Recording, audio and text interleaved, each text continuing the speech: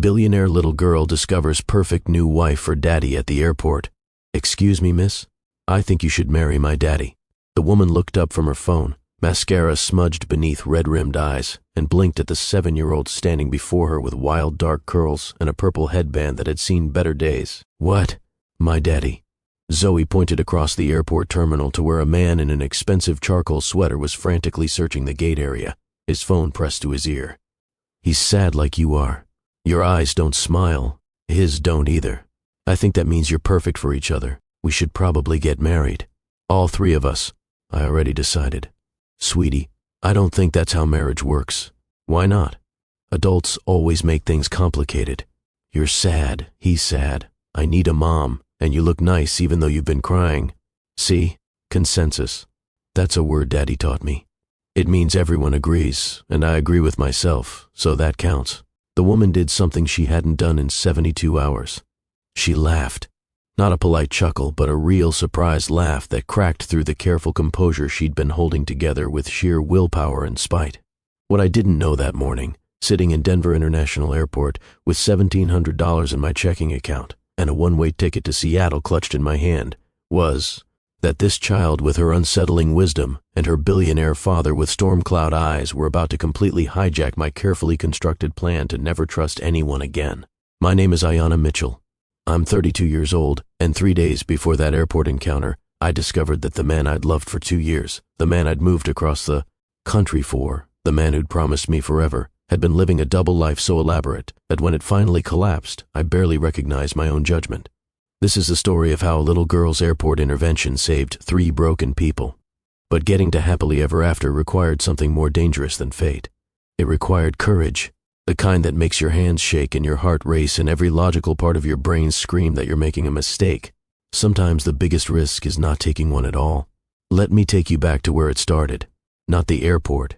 Before that, to the morning, everything shattered. 72 hours earlier, the buzzing started at 6:14 in the morning. Not my phone, Marcus's. It was Wednesday, and Marcus never got calls before 7 unless it was work, and work knew better than to call on Wednesday because Wednesday was his day to sleep in after his Tuesday night poker games with the guys from his firm. Except Marcus didn't play poker on Tuesday nights. I learned that at 6:17 when I picked up his phone from the nightstand, intending to silence it, and saw the message preview on his locked screen. Last night was incredible. When are you telling her? The sender's name was Michelle. I knew Michelle. I'd met Michelle at 3 separate work functions. Michelle had a husband named David and twin daughters, and a warm smile that made you want to trust her with your secrets. Apparently, Michelle also had my boyfriend. Marcus stirred beside me, still asleep, one arm thrown across his face in that boyish way that used to make me feel tender. Now it just looked like hiding. I sat there holding his phone, listening to my heartbeat in my ears, doing the calculation every woman does in that moment. Wake him up and confront him, check the phone, and confirm what I already knew. Pretend I'd seen nothing and spend the day eating myself alive with suspicion. I chose option 4. I got dressed in silence, took his phone into the bathroom, and used his birthday as the passcode because Marcus was nothing if not predictable. What I found in the next 11 minutes rewrote 2 years of my life. Michelle wasn't an affair. Michelle was a relationship. 6 months of hotel rooms and weekend trips he'd explained away as client dinners and conferences. But Michelle was just the most recent chapter. Before her, there was Simone. Before Simone, someone named Kat, whose messages were explicit enough to make my stomach turn. There were photos. There were promises. There were plans for futures that didn't include me. And woven through all of it, messages to his friends. The guys from the Tuesday night poker game that wasn't a poker game. Messages about me. She's comfortable. Low maintenance. Doesn't ask questions. I'm not ready to blow up my setup. Ayanna handles the domestic stuff. Makes my place feel like a home. Why would I ruin that? Domestic stuff.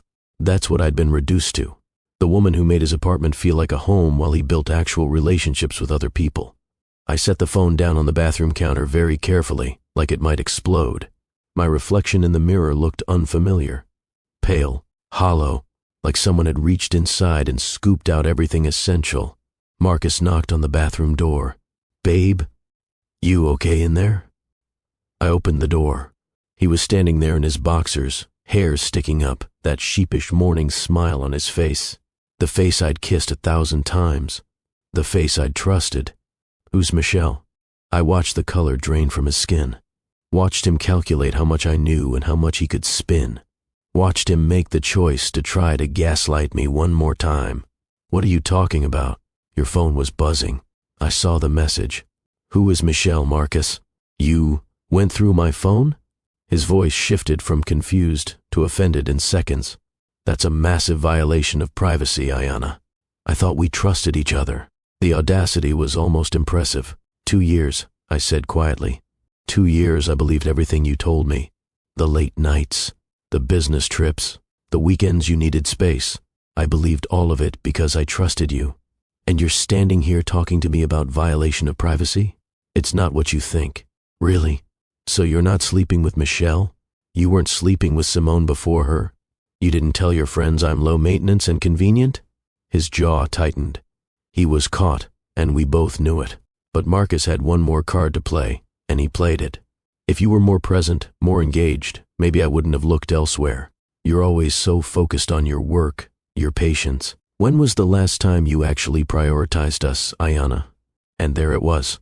The final insult, making his betrayal somehow my failure. Something inside me went very quiet and very still. I'm leaving, I said. Don't be dramatic. We can work through this. Couples therapy or something. You're just upset right now. I'm leaving, I repeated. Today. This morning. I'm packing a bag, and I'm getting out of here. And Marcus, if you try to stop me or convince me or tell me one more time that this is somehow my fault, I will lose whatever composure I have left. He stared at me like he didn't recognize me. Good. I barely recognized myself. It took me 37 minutes to pack. One bag. Essentials only. Clothes, toiletries, my laptop. The few things that were mine, and only mine. Everything else could stay. The furniture we'd bought together. The kitchen supplies. The framed photos of a relationship that had been a lie. Marcus followed me around the apartment, alternating between apologies and accusations, between begging me to stay and telling me I was overreacting, between promising to change and implying I'd driven him to this. I said nothing. I just packed. At the door, he grabbed my arm. Not hard, but firm enough to stop me. Where are you even going? I don't know yet. Anywhere but here. Ayanna, please. We can fix this. I looked at him, really looked at him, and felt absolutely nothing. No, Marcus, we can't. Because there is no we. There never was. There was you, doing whatever you wanted, and me believing the story you were telling. That's not a relationship. That's a performance, and I'm done being your audience. I pulled my arm free and walked out. He didn't follow. I sat in my car in the parking garage for 20 minutes, shaking so hard I couldn't put the key in the ignition. Not crying. Not yet. Just shaking with the adrenaline of having finally chosen myself. My phone buzzed. Marcus, if you get on that plane, we're done. I mean it. I turned off the phone. Then I drove to the bank, withdrew $1,500 in cash, and added it to the $200 I already had. $1,700. That's what 2 years of my life had amounted to in liquid assets, because I'd been splitting everything 50-50 with a man who was splitting himself among multiple women. I drove to the airport, parked in long-term parking because I had no idea when I'd be back, walked into the terminal with my single bag and approached the first airline counter I saw. One ticket, I said. One way. Leaving today. The agent, a woman in her 50s with kind eyes and excellent eyeliner, looked at me with the expression of someone who'd seen this movie before. Where to? I had no idea. I looked at the departure board. Boston, Chicago, New York, Los Angeles, Seattle. Seattle, I heard myself say. Seattle was as far from Denver as I could get and still be in the continental United States. Seattle was rain and coffee and reinvention. Seattle was nowhere I'd ever been, which meant it held none of the memories I was trying to outrun. We have a flight leaving at 2:45. Gets you in at 5:30 local time. $673. I'll take it. She processed my credit card, printed my boarding pass, and as she handed it to me, she said quietly, "Whatever you're running from, I hope Seattle gives you the space to find yourself." I hope so too. That's how I ended up at gate B-17 with 3 hours to kill and a heart I was trying very hard not to examine too closely. If I looked at it directly, if I acknowledged the enormity of what had just happened, I'd fall apart. So I sat. I stared at my phone, powered off in my hand. I made lists in my head of practical things. Find an apartment. Find a job. Find a therapist, probably. Do not think about Marcus. Do not think about Michelle. Do not think about 2 years of your life that were built on lies. I was so focused on not thinking that I didn't notice the little girl until she was standing directly in front of me. "Excuse me, miss? Is this seat taken?" I looked up. She had wild dark curls barely contained by a purple headband, eyes too knowing for someone who couldn't be more than 7, and a stuffed elephant that looked like it had survived several wars. "The whole row is empty," I said, not unkindly, gesturing to the dozen vacant seats around us. "I know, but you looked sad, and my daddy says when people look sad, sometimes they just need someone to sit with them. I'm very good at sitting. Despite everything, I felt my lips twitch toward something that might eventually become a smile. Are you now? The best. I can sit for hours. I'm practicing for when I'm a grown-up and have to go to meetings. Daddy says meetings are mostly just sitting and pretending to listen. Your daddy sounds honest." She settled into the seat directly next to me, swinging her legs that didn't quite reach the floor. "He's sad too. Doesn't think I notice, but I do. He smiles, but his eyes don't smile with his mouth." "Do your eyes smile?" The question was so direct, so achingly perceptive, that I felt something crack in my chest. "Not lately, no. I'm Zoe Catherine Hardwick. I'm 7 3/4. We're going to Boston to see my grandparents, even though Daddy doesn't really want to because Grandma keeps trying to make him date her friend's daughter, which is super gross because that daughter is like ancient, at least 30. I couldn't help it. I laughed, a real laugh that surprised me with its genuineness. 30 is ancient. For dating my daddy, yes. He's only 38. They should be closer in age, don't you think? What are you, like 25? 32, actually. Zoe's eyes lit up with the satisfaction of someone whose calculations have just proven correct. Perfect. That's much better. Not too young, not ancient. Just right.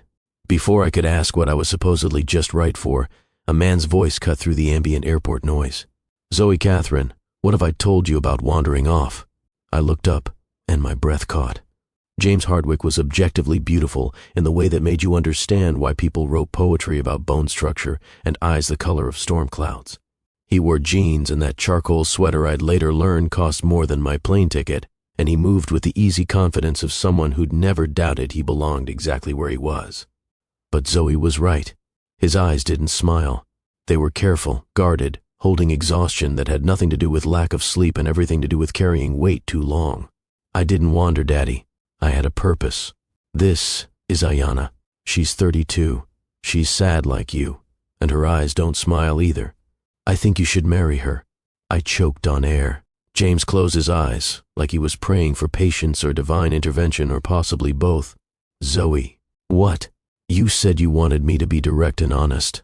I'm being direct and honest. She's perfect. We've discussed this. We don't ask strangers to marry Daddy. I didn't ask. I suggested. There's a difference. You're the one who's always saying I should make thoughtful suggestions." James finally looked at me directly, and I saw mortification war with reluctant amusement in his expression. "I am so incredibly sorry. My daughter has decided that my personal life is her special project. We're working on boundaries. How's that going?" I heard myself ask. "Terribly, as you can see." He held out his hand. His grip was firm, his hand warm, and I pulled away faster than was strictly polite, because I just walked away from one man and had absolutely no intention of being affected by another. "James Hardwick. And you've met my daughter, the aspiring matchmaker, Ayanna Mitchell. The thing is," Zoe continued, utterly undeterred, "you're both sad, and you're both going to Boston." "I'm going to Seattle," I interrupted gently. Zoe's face fell with such genuine disappointment that I felt absurdly guilty. "Oh, that's not helpful at all. Zoe, that's enough. Leave Ms. Mitchell alone and come sit with me. Now." "But Daddy." "Now please." Zoe sighed with the world weariness of someone being gravely misunderstood, then turned to me with solemn eyes. "It was nice meeting you. I hope Seattle makes your eyes smile again." "Thank you, Zoe. I hope Boston doesn't have too many ancient 30-year-olds. She giggled, a sound like bells, then bounced over to where her father was gathering their bags. James looked back at me one more time, something unreadable in his expression. "Safe travels," he said quietly.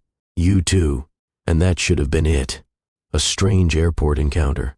A moment of levity in an otherwise devastating day. Something I'd remember occasionally with a smile and then forget.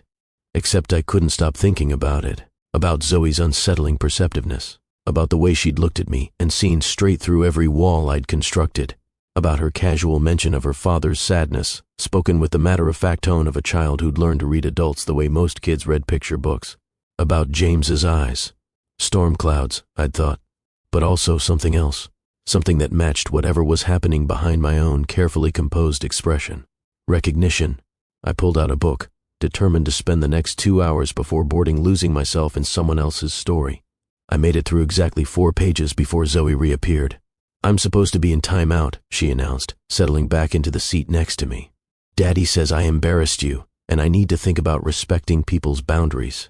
But I did think about it, and I think boundaries are important unless someone really needs help, and I think you need help. Zoe. James was striding toward us, apology written across his face. "Hear me out." Zoe held up a hand with such authority that both adults actually paused. "Ayanna is going to Seattle where she doesn't know anyone, and she's sad about something. Probably a boy, because that's usually why ladies look like that." "Like what?" I asked despite myself. "Like they're trying not to cry, but also trying not to care that they want to cry. And Daddy is sad because Mommy died 3 years ago, and he thinks I don't know that he's lonely, but I'm 7 3/4, not stupid." The casual mention of James's dead wife hung in the air like a weight. "So here's my thoughtful suggestion. You should at least be friends. Exchange numbers. Talk to each other. Maybe the sadness is better when you share it." I saw James's jaw tighten, saw him struggling with whether to correct his daughter or let the moment pass. "I'm sorry," he said finally, and I couldn't tell if he was apologizing to me or to Zoe or to the ghost of his wife. "She's not usually this intense with strangers." "Yes, I am," Zoe corrected. "You just don't usually see it because you're always in meetings." The barb hit its mark. James flinched, almost imperceptibly. And I, who'd spent the last 6 hours swearing off any emotional investment in anyone's life but my own, found myself saying something completely insane. What if she's right? James's eyes snapped to mine. "What?" "Not about the marriage thing, obviously, but about connection. I am going to a city where I don't know anyone, and you're clearly going through something. Maybe there's value in unexpected friendships." I couldn't believe the words were coming out of my mouth. This morning I'd been so certain. No more men, no more complications, no more choosing connection over self-protection. But there was something about Zoe's unfiltered honesty and James's careful brokenness that felt familiar in a way that didn't scare me. Or maybe it scared me in exactly the right way. "See?" Zoe looked triumphant. "I told you she was perfect." James studied me with unsettling intensity, like he was trying to read the story written in the set of my shoulders. "You don't have to do this. My daughter is very persuasive, but you're under no obligation." "I know. I'm not offering out of obligation. Why are you offering?" It was a fair question. I considered my answer carefully. Because an hour ago, I turned off my phone to escape someone who was very good at making me doubt my own judgment.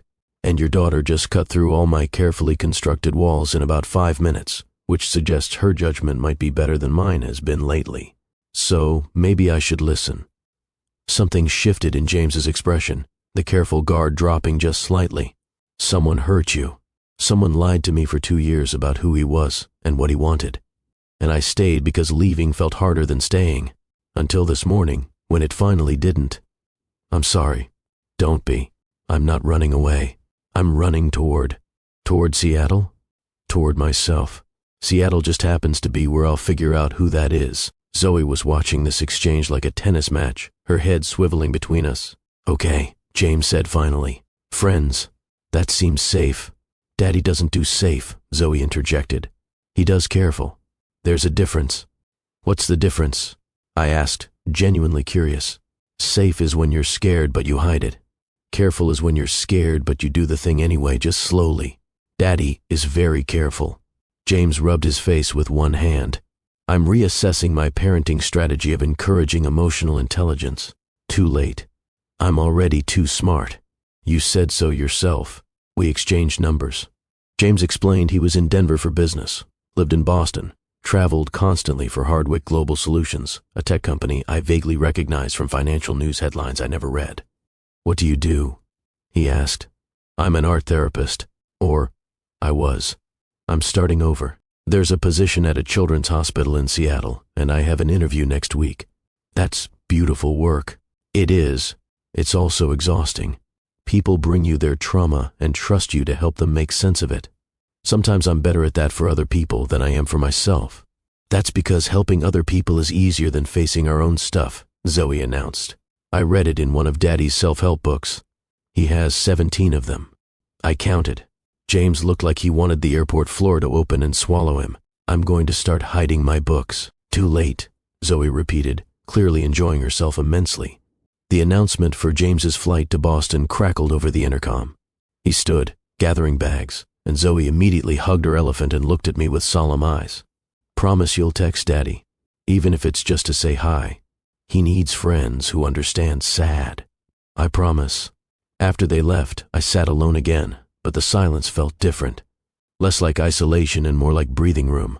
I boarded my Seattle flight 40 minutes later, found my window seat, and spent the first hour staring at clouds while thinking about sad eyes and precocious children and the strange way life sometimes put people in your path exactly when you needed them, even if you hadn't known you needed them at all. Before we continue with what happens when Ayanna lands in Seattle and realizes she's made a promise to a 7-year-old that might actually change her life, I need to pause and speak directly to you. If you're already invested in this story, if you're rooting for Ayanna to find healing, if you're curious about James and the wife he lost, if you're charmed by Zoe's supernatural wisdom, do me a favor right now. Hit that like button. Share this with someone who needs to hear that sometimes the worst day of your life leads directly to the best decision you'll ever make. Subscribe to Mr. Dalton's Story House because we're just getting started, and trust me, you won't want to miss what happens when Ayanna actually texts James 3 days later and opens the door she swore she'd keep locked forever. The stories we tell here aren't just entertainment. They're reminders that broken people can build beautiful things, that courage looks like a one-way ticket, and a willingness to let a stranger's daughter see your pain. That sometimes wisdom comes from the smallest voices. Now, back to Seattle, where Ayanna is about to discover that starting over is harder than running away. The studio apartment in Seattle's Capitol Hill neighborhood cost $1,400 a month, which left me with $300 and rapidly dwindling options. It was tiny. 400 square feet of possibility and terror. The landlord, a woman named Patricia with silver hair and a no-nonsense attitude, looked at my application with barely concealed skepticism. "You don't have a job yet. I have an interview at Seattle Children's Hospital on Thursday. Art therapy position. I'm qualified. And if you don't get it, then I'll find something else. Waitressing, retail, whatever it takes." She studied me for a long moment. "You running from something or towards something?" "Both," I said honestly. She handed me the keys. "First and last month. You've got until the end of the month to show me proof of employment, or I'm keeping your deposit and you're out. Fair?" "Fair." The apartment was unfurnished. I spent my first night in Seattle sleeping on the floor with my jacket as a pillow, staring at the ceiling and wondering if I'd just made the biggest mistake of my life. My phone, still powered off, sat in my bag like a loaded weapon. On day 2, I turned it on. 63 messages from Marcus. I deleted them all without reading. Then I blocked his number, his email, and every social media connection we shared. Clean break.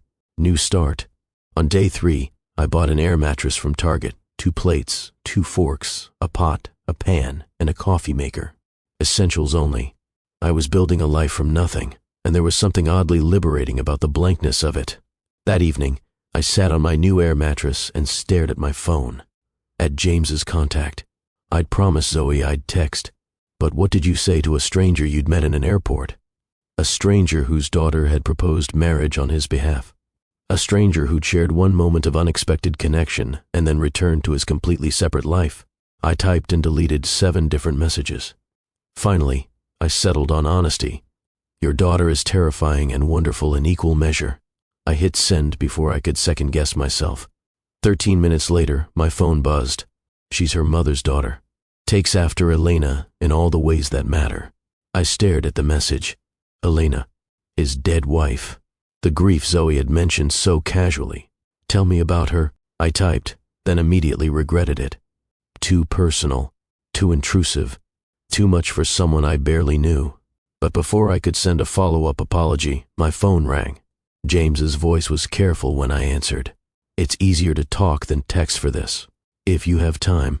"I have time." And so he told me about Ayanna, who'd been a human rights lawyer with a laugh that could light rooms and a sense of justice that bordered on reckless. About their whirlwind romance that everyone said was too fast, too intense, too impractical. About Zoe, born 6 weeks premature and immediately perfect. About the cancer diagnosis when Zoe was 4. The brutal year of treatment. The brief remission that gave them false hope. The final 6 months when they both knew but neither said. "She died 3 years ago," James said, his voice steady but strained. "And I've been managing, building the company, raising Zoe, going through the motions. Everyone says I'm doing remarkably well. I have a therapist who agrees I'm processing grief in healthy ways. But Zoe is right. I'm careful, not living. I'm so afraid of choosing wrong, of letting someone in who'll leave her, leave us, that I've just stopped choosing anything." "That's not living," I said quietly. "That's just surviving in expensive clothes." He laughed, sharp and surprised. "That might be the most accurate description of my life I've heard in 3 years. I understand it. Different circumstances, but the same basic fear. What if I trust wrong again? What if I choose wrong again? So I'm here, in a city where I can't trust wrong because I'm not trusting anyone, and I'm calling it a fresh start when really it's just a different kind of hiding." We talked for 2 hours, about fear and grief, and the difference between healing and just waiting for time to pass. About Zoe's uncanny emotional perceptiveness, and whether it was gift or burden. About the art therapy interview I had in 2 days, and whether I'd sabotage it by being too honest about my own brokenness. "You won't," James said with certainty. "Your brokenness is exactly what makes you good at the work. People don't trust healers who've never been wounded." After we hung up, I lay on my air mattress and stared at the ceiling, feeling something unfamiliar. Not happiness, not yet. But maybe the beginning of not quite so heavy.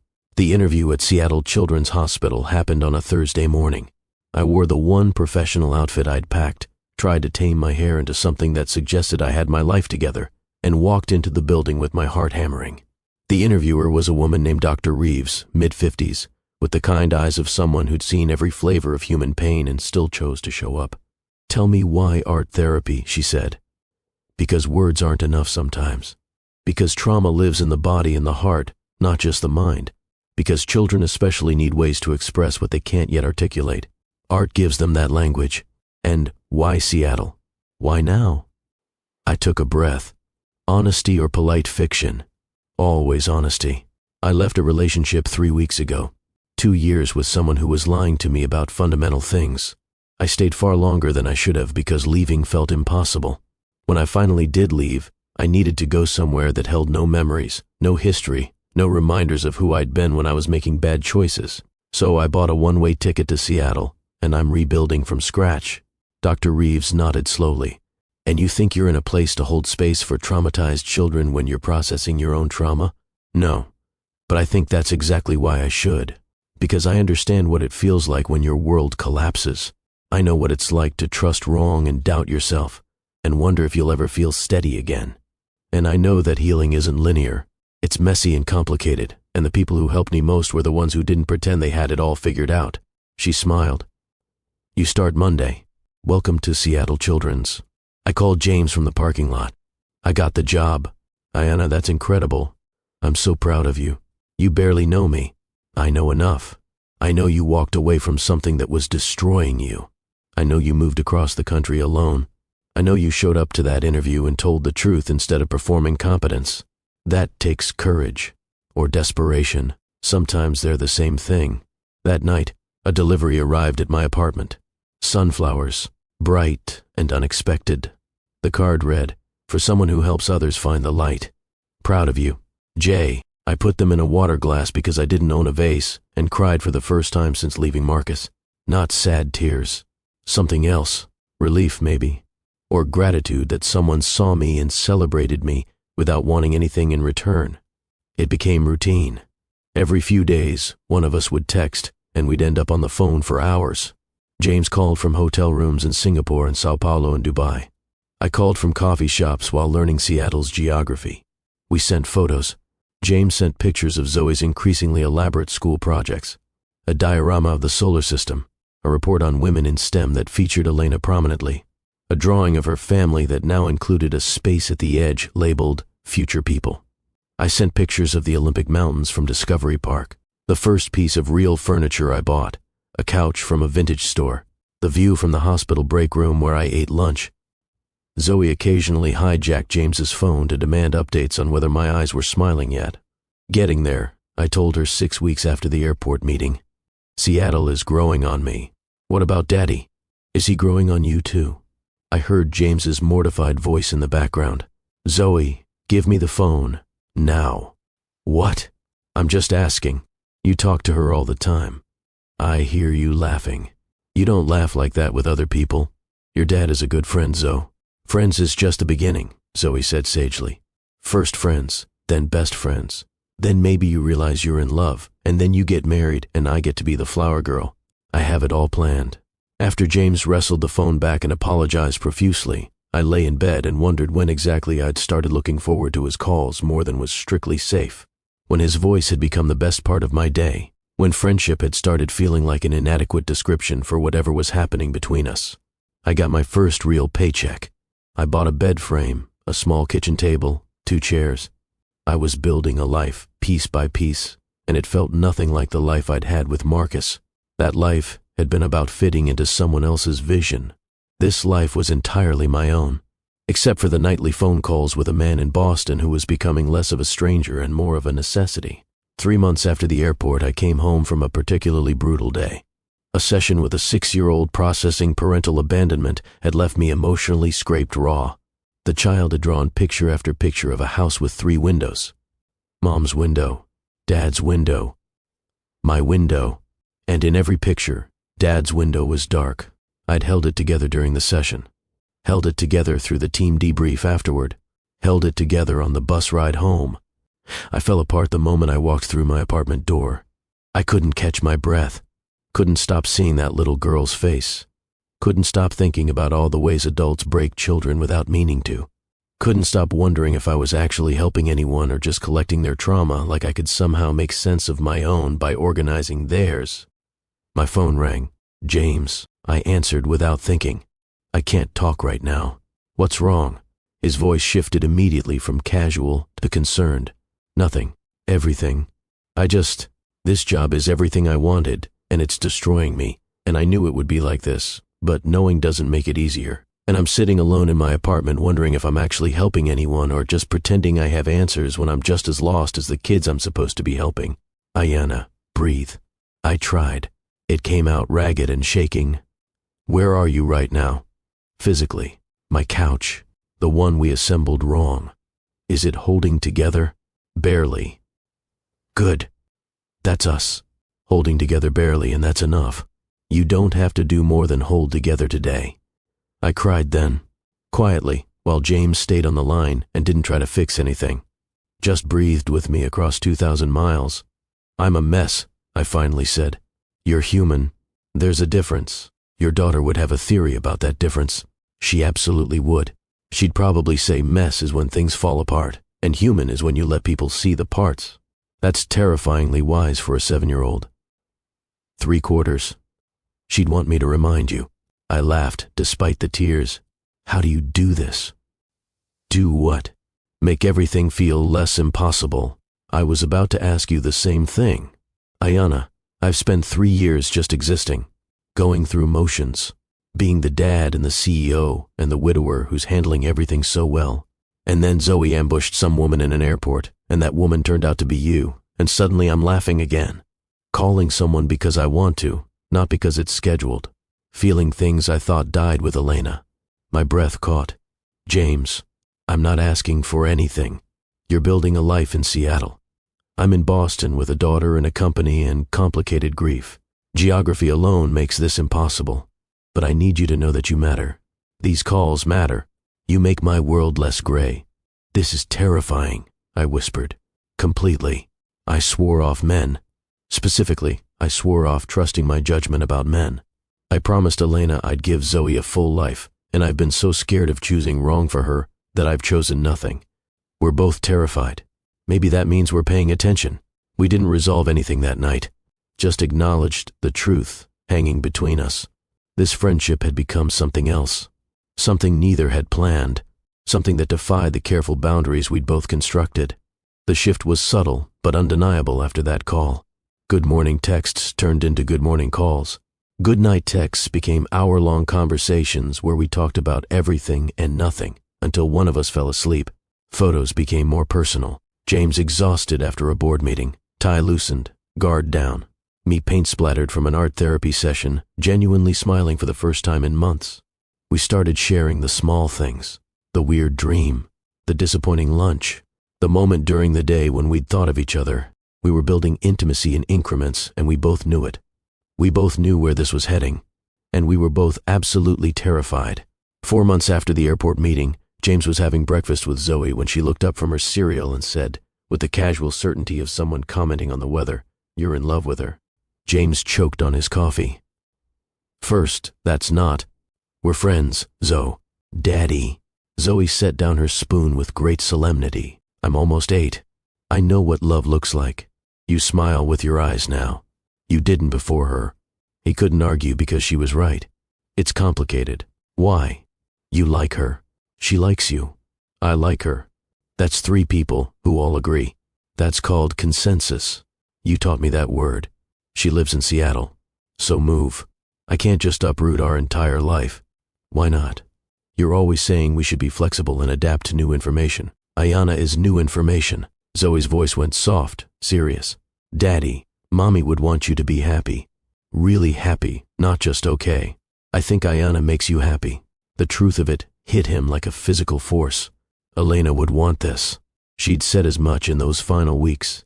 Made him promise not to lock himself away, to let Zoe see him love again, so she'd know it was possible to survive loss and still choose joy. That night, he called Ayanna.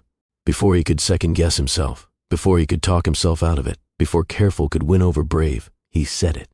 "I need to tell you something, and it's going to make this complicated, but I can't keep pretending it's not true."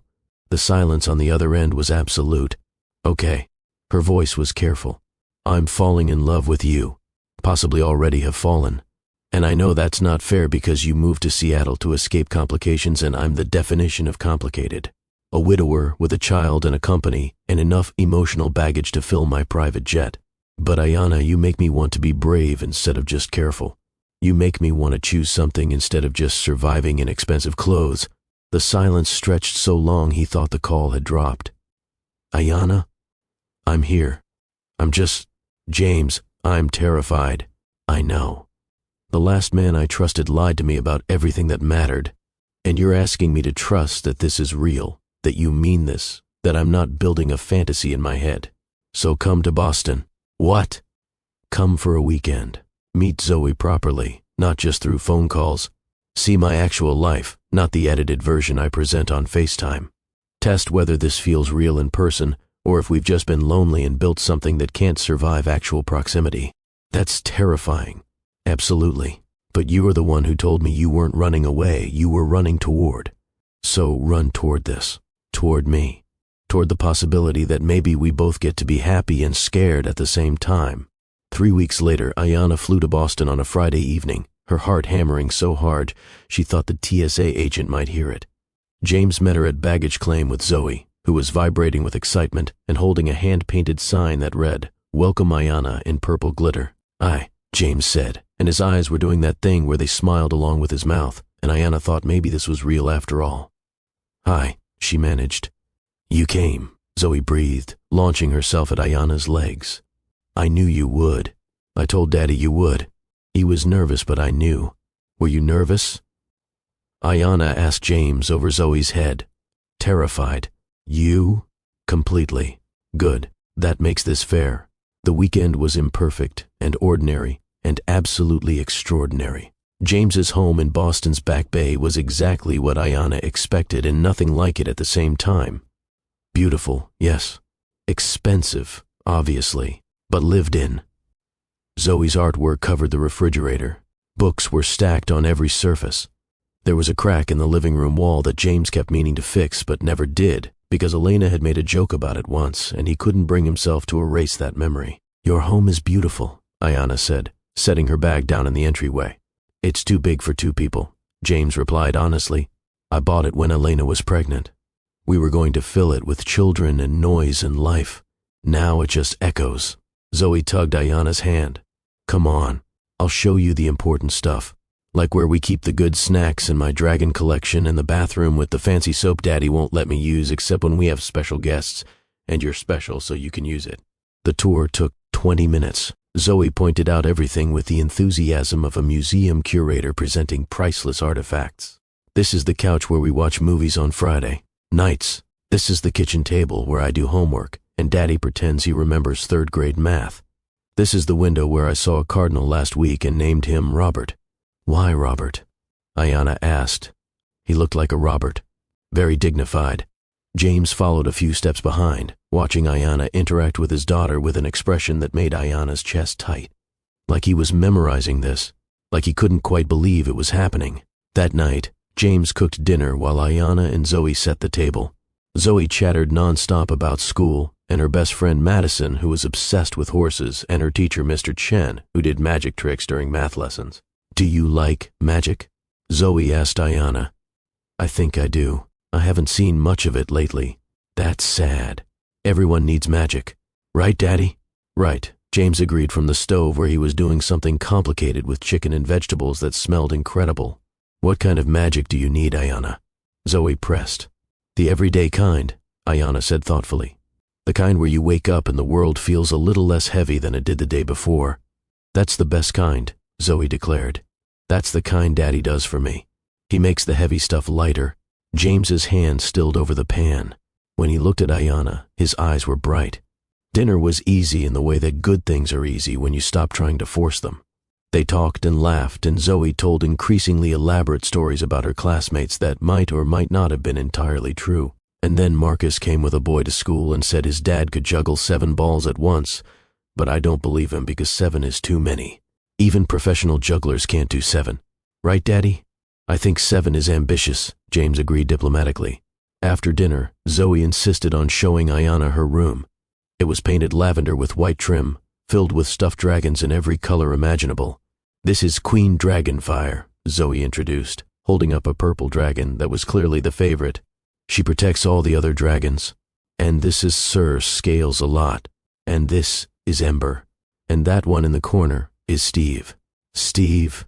I ran out of fancy dragon names. Ayanna laughed, and Zoe beamed like she'd accomplished something significant. On the bookshelf, Ayanna noticed a framed photo. A woman with dark hair and Zoe's exact eyes, laughing at something off camera. Elena. That's my mom, Zoe said, following Ayanna's gaze. She died when I was 4. I don't remember her as much as I want to, but Daddy tells me stories. He says she was brave and loud, and didn't let anyone tell her what to do. She sounds wonderful. She was. Zoe picked up the photo, studying it. Daddy says it's okay to love new people, even when you miss old people. That hearts get bigger, not more full. Do you think that's true? The question was weighted with more than curiosity. This was a test. I think your daddy is right. I think we have infinite capacity for love if we're brave enough to let people in. Are you brave enough? I'm trying to be. Good. Zoe set the photo back down. Because I already love you, and it would be weird if you didn't love me back. The casual declaration stunned Ayanna into silence. Zoe, baby, that's a lot of pressure to put on Ayanna, James said gently from the doorway. She's only been here for 3 hours. It's not pressure. It's just true. I decided at the airport. She's ours now. After Zoe was finally, reluctantly, persuaded to go to bed, James and Ayanna ended up on the back porch with wine and the kind of comfortable silence that only happens between people who've already said the hard things. I'm sorry about Zoe, James said. She has no filter when it comes to feelings. Don't apologize. She's incredible, honest in a way that's terrifying and beautiful. She gets that from Elena. The honesty, the fearlessness. I'm the careful one. She's the one who jumps. Do you ever wish you could jump? Every day, especially lately. He reached for Ayanna's hand. The touch was careful, asking permission. She gave it, lacing her fingers through his. How does this feel? Being here? Right, Ayanna admitted. Which scares me, because it shouldn't feel right this fast. I've known you for 4 months. I've been in person with you for 6 hours. This should feel rushed and impulsive but it doesn't. No. It feels like coming home, which is impossible because I don't even know what home feels like anymore." James turned to face her fully, his storm gray eyes serious. "I can't promise this will be easy. I have a daughter who'll always come first. I have a company that demands travel and time. I have grief I'm still navigating and probably always will be. I'm not a simple choice, Ayanna. I don't want simple. I had simple with Marcus. Simple was actually lies dressed up as comfort. You're complicated and honest. I'll take complicated and honest every time." He kissed her then. Soft and careful and exactly right, like he'd been thinking about it for months and wanted to get it perfect. When they pulled apart, Ayanna was smiling with her whole face. "Your eyes are smiling," James observed. "Zoe will be thrilled." Saturday morning arrived with the smell of pancakes and the sound of Zoe singing in the kitchen. Ayanna found her standing on a step stool, carefully pouring batter onto a griddle while James supervised. "I'm making breakfast," Zoe announced. "Daddy helps, but I'm the chef." "She's very serious about breakfast," James explained. "We have a whole system." The system apparently involved Zoe directing operations like a tiny general while James followed orders. The result was a stack of slightly misshapen pancakes and a kitchen covered in flour. "They're beautiful," Ayanna said. "They're lumpy," Zoe corrected. "But lumpy tastes the same as perfect, so it doesn't matter." After breakfast, they went to the New England aquarium. Zoe pressed her face against every tank, narrating elaborate backstories for the fish. "That one is Barbara. She's a lawyer who specializes in underwater real estate disputes. And that one is Fernando. He's Barbara's ex-husband. They don't talk anymore because of the clownfish custody battle." "Where do you come up with this?" James asked, delighted. "My brain. It's very creative. Mr. Chen says I should write books." "You should," Ayanna agreed. "I'd read them." "Really?" "Really." Zoe looked at her father. "See, Ayanna gets me." They had lunch at a small Italian restaurant in the North End. The owner, an elderly man named Benedetto, greeted James like family. "Jimmy, you finally bring a nice girl. Not like the last one your mother tried. That one talked too much about her yoga." "This is Ayanna," James said, his ears slightly red. "Ayanna, this is Benedetto. He's known me since I was Zoe's age. You marry this one," Benedetto told James seriously. "She has kind eyes. And she makes you smile, real smile, not business smile." "We're just," James started. "Friends," Ayanna finished, but she was smiling. "Friends," Benedetto snorted. "Friends don't look at friends like that. You think I'm old, I don't remember young love? I remember. You marry her, Jimmy. Life's too short." After he walked away, James looked at Ayanna apologetically. "Everyone in my life has apparently decided to manage my personal life. It's kind of charming. It's mortifying. Little bit of both." That evening, after Zoe was asleep, they sat on the couch with fresh wine and the television on mute, just talking. About everything. About nothing. About the way the weekend had felt both endless and too short. "I don't want you to leave tomorrow," James admitted. "I don't want to leave. So stay. Another day. Another week. Move here." The suggestion hung in the air. "James, I have a job in Seattle. A life I just built. I know. I know that's not fair to ask. But Ayanna, this weekend, watching you with Zoe, watching you in my space, it's not fantasy. It's not loneliness making me see things that aren't there. This is real. I know it's real. That's what terrifies me."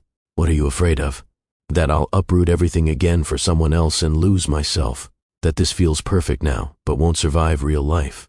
That I'm making the same mistake I made with Marcus, just with better packaging." James set down his wine and took both her hands. "Listen to me. You are not making the same mistake. Marcus lied to you about who he was. I've been nothing but honest. You know about Elena. You know about my grief. You know about my complications. I'm not hiding anything from you, Ayanna. This is me, flawed and scared and completely in love with you. You love me. So much it's terrifying. We've known each other 4 months. Elena and I were engaged after 3. When you know, you know. That's impulsive. That's brave." Ayanna pulled her hands back, standing up and pacing to the window. "I came to Seattle to be independent, to prove I could build a life on my own terms. And now you're asking me to give that up. I'm not asking you to give it up. I'm asking you to expand it, to let me and Zoe be part of it, however that looks. If that means I move to Seattle, I'll move. If it means we split time between cities, we'll figure it out.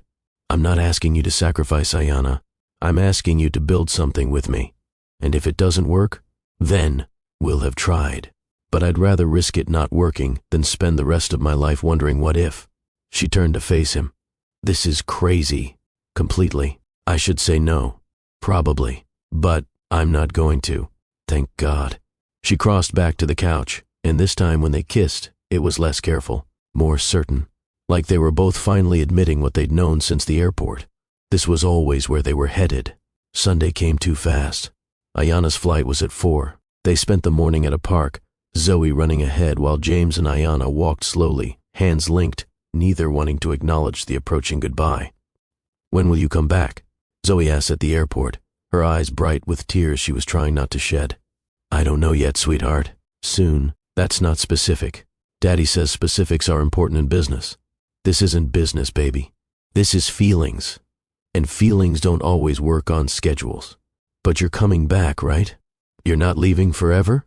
Ayanna looked at James, who was carefully not pressuring her with his expression but hoping so hard she could feel it. I'm not leaving forever, Ayanna promised. Good. Because you're ours now, I decided. After Ayanna went through security, James stood watching until she disappeared from view, Zoe's hand in his. You really love her, Zoe observed. I really do. Good. She loves us too. She just has to figure it out herself. When did you get so wise? I was born this way. You just keep forgetting. The next 3 months were logistically complex and emotionally intense in equal measure. James flew to Seattle twice a month, usually arriving Friday evening and leaving Sunday night. They'd explore the city together. Pike Place Market and Cary Park and the dozens of coffee shops Ayanna had discovered. Ayanna flew to Boston once a month for long weekends, fitting into James and Zoe's routine like she'd always been there. Movie nights and homework help, and the ordinary domestic moments that felt extraordinary because they felt right. They video called daily, sometimes with Zoe, sometimes alone late at night when they could be completely honest about how hard the distance was. I miss you became the refrain. Always said, always true, never quite enough. Ayanna's colleagues at the hospital noticed the change. She smiled more, laughed easier, talked about her weekends with a lightness that hadn't been there before. You're in love, Dr. Reeves observed one afternoon. Maybe. Definitely. It looks good on you. It feels terrifying. The best things usually do. But underneath the joy, tension was building. The constant travel was exhausting. The logistics of maintaining 2 separate lives while trying to build one together was wearing on both of them. It came to a head on a Tuesday night in late November. Ayanna was in Seattle, James in Boston. They were on video call, and James had just explained he couldn't make his planned Seattle trip that weekend because of an emergency board meeting. Again? Ayanna's voice was tight. I'm sorry. I know I just canceled 2 weeks ago, but this is unavoidable. Everything is unavoidable with you, James. Your company always takes priority. That's not fair. I'm trying to balance everything. Are you? Because from where I'm sitting, I'm the one doing all the balancing. I've flown to Boston 4 times in the last 6 weeks. You've been here once. I'm bending my schedule around yours constantly, and you can't even commit to a single weekend. This weekend, I can commit to every other weekend. This one specific weekend, I have a conflict I can't avoid. The words were true, but Ayanna was too tired and frustrated to care. Maybe this was a mistake, she said quietly. What? This? Us?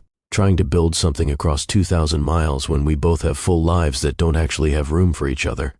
Don't do that. Don't use one bad weekend to discount everything we've built. What have we built, James? Seriously. We've built phone calls and airport reunions and carefully scheduled visits that fit around your board meetings and my hospital shifts. That's not a relationship. That's a long-distance friendship with benefits. She saw him flinch. Is that really what you think this is? I don't know what to think anymore. I'm exhausted. I'm constantly rearranging my life to make this work, and it feels like you're not willing to make the same sacrifices. Not willing. Ayanna, I've restructured my entire company to allow for remote work. I've turned down 3 international contracts because they'd require too much travel. I've had more conversations with my board about work-life balance in the last 3 months than in the previous 3 years. What exactly do you think I'm not sacrificing? Then move here. If you can work remotely from Seattle. And take Zoe away from her school, her therapist, her grandparents, Elena's family. So I'm supposed to move to Boston and give up the life I just built? I've never asked you to do that. That's the problem. You're so busy being careful and not asking for anything that you're not being honest about what you actually want. We can't build a life on politeness, James. Fine. You want honesty? What I want is impossible. I want you in Boston with us, but I can't ask you to leave a job you love in a city you chose. I want to move to Seattle, but I can't take Zoe from everything familiar when she's already lost her mother. I want Elena not to be dead, so none of this is complicated by grief and guilt. I want things I can't have, so I'm trying to be grateful for what I do have, instead of destroying it by wanting too much. His voice broke on the last word. The silence that followed was heavy with things neither of them wanted to say. Ayanna, James said finally, his voice rough, I love you. I'm in love with you in a way I didn't think was possible after Elena.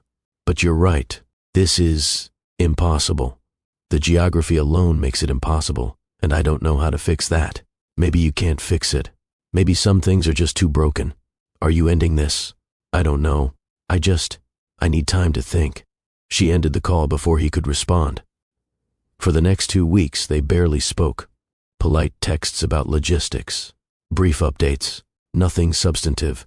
Ayanna threw herself into work, taking extra shifts, staying late, anything to avoid sitting alone in her apartment thinking about James's face when she'd called their relationship impossible. James, according to Zoe's increasingly worried texts, was doing the same thing. Working 18-hour days, barely sleeping, pretending everything was fine. Ayanna knew she should call him, should apologize, should figure out some kind of compromise. But she was scared. Scared that if they talked, they'd realize there was no solution. That love wasn't enough when the logistics were impossible. That they'd been building a fantasy that couldn't survive real life. She was sitting in the hospital cafeteria on a Thursday afternoon, pushing food around her plate without eating, when Dr. Reeves sat down across from her. You look miserable. I'm fine. You're a terrible liar. What happened? Ayanna found herself explaining everything. The fight, the impossible logistics, the fear that she was choosing wrong again. Dr. Reeves listened without interrupting, then said simply, What do you want? It doesn't matter what I want. The situation is impossible. Humor me. If nothing was impossible, what would you want? James, Zoe, a life together that doesn't require one of us to sacrifice everything. So make that happen. How? He can't leave Boston. I can't leave Seattle. We're stuck. Are you?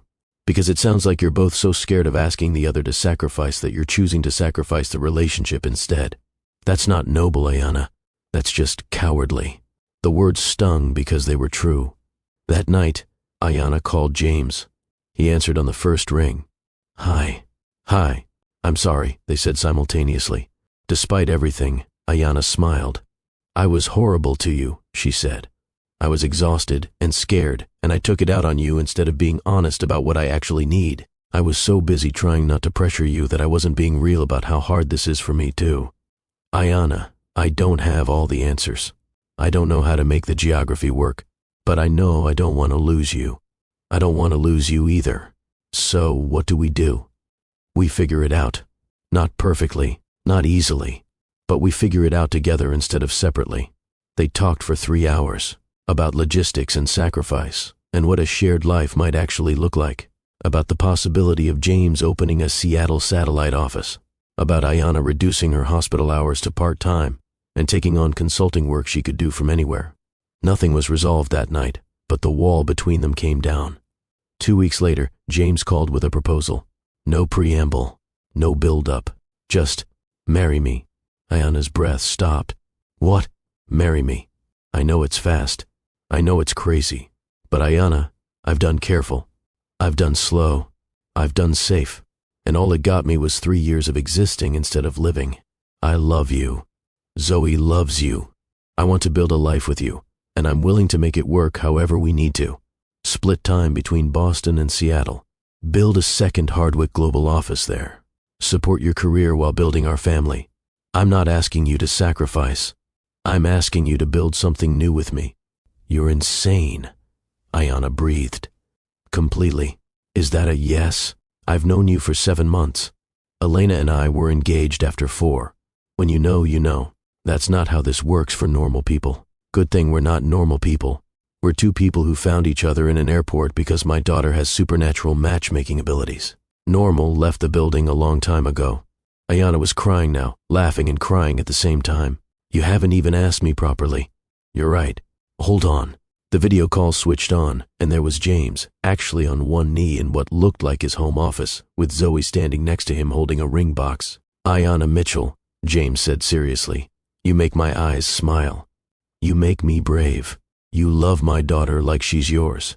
You challenge me to be better and honest instead of just careful. Will you marry us? Both of you are asking. Family decision, Zoe piped up. We talked about it. It was unanimous. Consensus, Ayanna said through tears. Exactly. So, is it yes? Ayanna thought about the woman who'd sat in Denver International Airport 7 months ago, broken and certain she'd never trust again. That woman would have said this was too fast, too risky, too much. But she wasn't that woman anymore. Yes, yes, to both of you. To all of us. Zoe screamed and jumped and nearly knocked James over. Through the phone, Ayanna heard laughter and crying and the beautiful chaos of people choosing joy even when it was terrifying. Before we continue to what happens next, to how they actually make this impossible thing work, I need to speak to you one more time. This is the moment. The climax. The place where 2 people decide that love is worth the risk, worth the sacrifice, worth rebuilding their entire lives around. If you've been holding your breath waiting for this, if you're crying right now, if you believe in second chances and hard-earned redemption, and the courage it takes to say yes when every logical part of your brain is screaming no, I need you to do something, hit that like button right now. Share this with someone who needs to hear that broken people can build beautiful things. That geography is just logistics, not destiny. That when you know, you really do know. Comment below and tell me, would you take the risk? Would you say yes to someone after 7 months? Would you rebuild your entire life for love? I want to hear your truth. And subscribe to Mr. Dalton's Story House, because this is what we do here. We tell stories about messy, complicated, real human beings who choose courage over comfort, who choose love over logic, who choose each other despite impossible odds. Now, let me show you how they make it work. They got married 4 months later in a small ceremony at the Seattle Japanese Garden. Ayanna wore a simple cream dress she'd found in a vintage shop in Capitol Hill. James wore a navy suit with a purple pocket square that Zoe had insisted on. Zoe herself wore a lavender dress and a flower crown, and carried a basket of rose petals she scattered with the enthusiasm of someone on a very important mission. The guest list was tiny. Dr. Reeves from the hospital, a few of Ayanna's Seattle friends, James's business partner and closest friend, a man named David who'd known him since college, Elena's parents. That last one had terrified Ayanna. Meeting the parents of James's late wife, the woman whose shoes she could never fill and wasn't trying to. But Elena's mother, Margaret, had pulled Ayanna aside before the ceremony and said with tears in her eyes, "Thank you for giving him permission to love again. Thank you for showing my granddaughter that joy is possible after loss. Elena would have loved you for that." The ceremony was short and honest. They wrote their own vows. James went first. "Ayanna, 7 months ago my daughter ambushed you in an airport and proposed marriage on my behalf. At the time, I thought it was the most mortifying moment of my life. Now I think it was the luckiest. You walked into our lives when I'd convinced myself that careful was the same as content. You showed me the difference. You challenged me to be brave instead of just surviving. You loved my daughter without trying to replace her mother. You saw all my broken pieces and didn't try to fix them, just sat with me while I figured out how to carry them better. I don't know what the future holds. I don't know if we'll live in Boston or Seattle or split our time between both. I don't know if this will be easy, but I know I choose you. Every day, in every way, for the rest of my life." Ayanna's turn. "James, when I met you, I was running. From a relationship that had destroyed my ability to trust. From a version of myself I didn't recognize. From the idea that I could ever be vulnerable again. I came to Seattle determined to be completely independent, to need no one, to never risk my heart again. And then your daughter sat down next to me and saw straight through every wall I'd built. She told me my eyes didn't smile, and she was right. They didn't.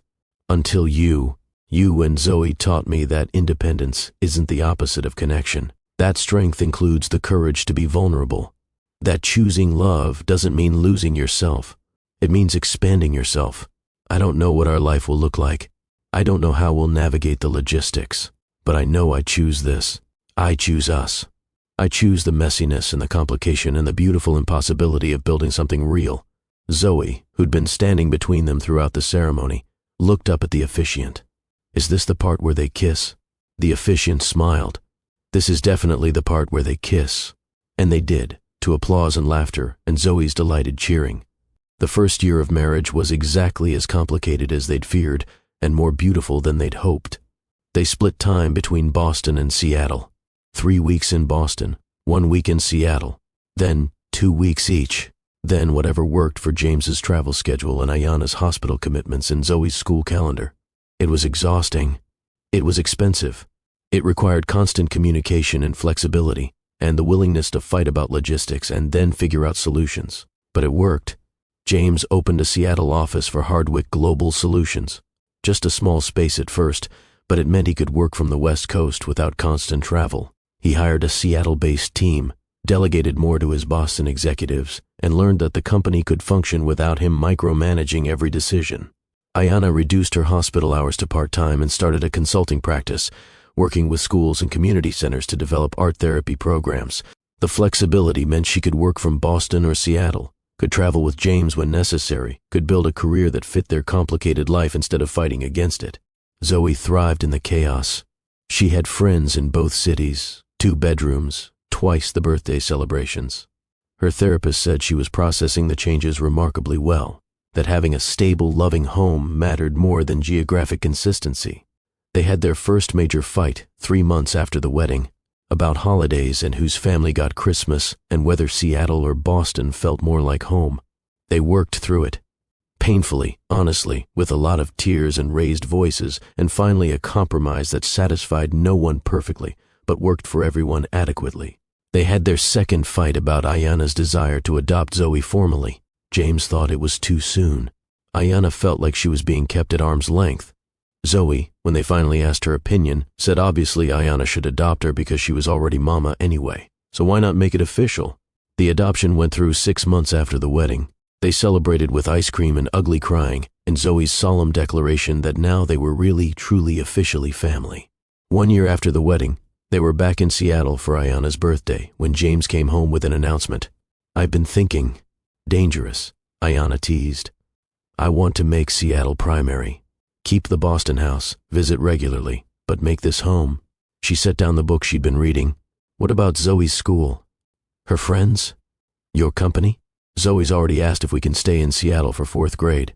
Apparently her Seattle friends are cooler, her words not mine. The company is stable enough that I can run it from anywhere. And Ayanna, I'm tired. Tired of living out of suitcases.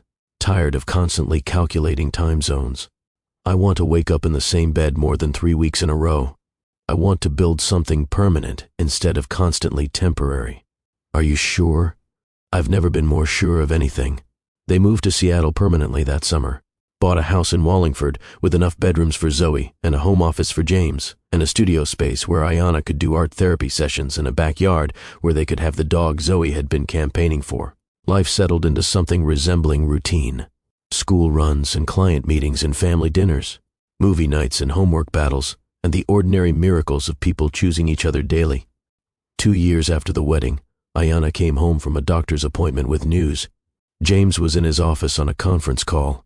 She waited, bouncing on the balls of her feet, until he finished. You look like you're going to explode, he observed. I'm pregnant.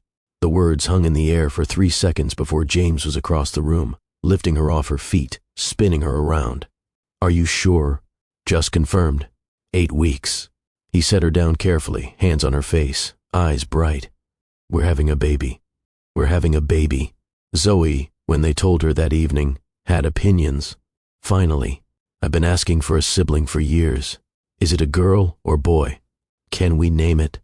I think if it's a girl, we should name her Elena, and if it's a boy, we should name him Dragon. We're not naming our child Dragon, James said. Why not? It's a strong name, very powerful.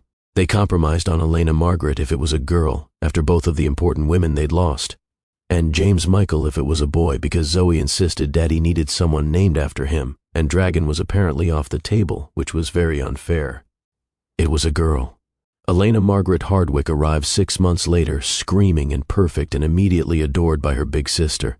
Watching Zoe hold her baby sister for the first time, James looked at Ayanna with tears streaming down his face. "Thank you," he whispered. "For what?" "For taking a chance on us. For letting Zoe ambush you in an airport.